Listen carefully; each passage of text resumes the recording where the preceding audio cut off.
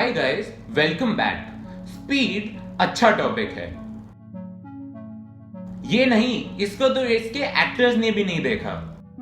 हाँ, मैं इसकी बात कर रहा हूं। बट सीरियसली, ये वीडियो स्पीड ऑफ लाइट के बारे में है। ये वीडियो का आइडिया मुझे अपनी 10th CBSE की साइंस बुक पढ़ते हुए आया। यहां लिखा है कि ग्लास में लाइट की स्पीड कम हो जाती है। ये कैसे हो सकता है कि लाइट अपनी स्पीड पर ना जाए? शायद ये भूल गए हैं कि स्पीड ऑफ लाइट एक कांस्टेंट होता है। हमें मालूम है कि एक फोटोन लाइट है ना? फोटोन का स्लो होना इम्पॉसिबल है।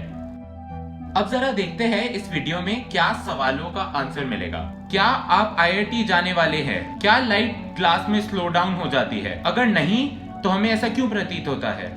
क्या आप IIT जाने वाले हैं? सॉरी, मैं शायद थोड़ा बहक गया। सिर्फ लाइट की बात करते हैं। पहले स्पीड ऑफ लाइट के बारे में गलत थ्योरियां देखते हैं। कुछ लोग मानते हैं कि जब फोटॉन्स ग्लास के थ्रू गुजरते हैं तो वह ग्लास के पार्टिकल से पिनबॉल की तरह टकराकर निकल जाते हैं। ये सबसे छोटा रास्ता है और अगर वो टकराकर आते हैं तो वह इधर उधर सब जगह टकराकर बाहर आएंगे और यह रास्ता पहले रास्ते से लंबा है। तो लाइट लंबा रास्ता तय करने के लिए ज्यादा समय लगाती है। कुछ इस गेम के पायरेट जैसे। पर यह सच होता तो हम हर बार लाइट को अलग जगह से आते देखते और हर बार वह अलग टाइम लगाती। पर इनमें से कुछ नहीं होता, यानी ये थ्योरी गलत है।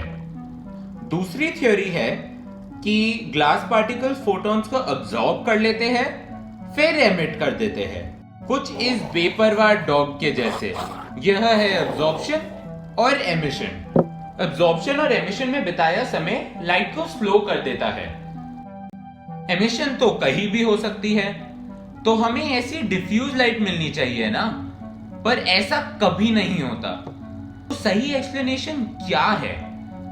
अभी तक की थ्योरीज लाइट की पार्टिकल नेचर को कंसिडर कर रही थी, पर याद करिए ये बेसिक थ्योरी, लाइट पार्टिकल भी है और वेव भी। तो हम क्लासिकल वेव नेचर को कंसिडर कर लेते हैं। चलिए ख्यालों की गाड़ी चलाते हैं। लाइट एक इलेक्ट्रोमैग्नेटिक वेव है जिसमें इलेक्ट्रिक कंपोनेंट है। ग्लास के पार्टिकल्स इलेक्ट्रॉन से घिरे रहते हैं। इलेक्ट्रॉन्स चार्ज पार्टिकल्स होते हैं।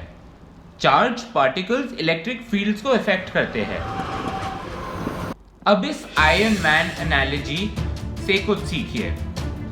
ये आया फोटोन, इसने ग्लास के चार्जेस से कंबाइंड वेव बनाई और उनको समाते हुए निकला।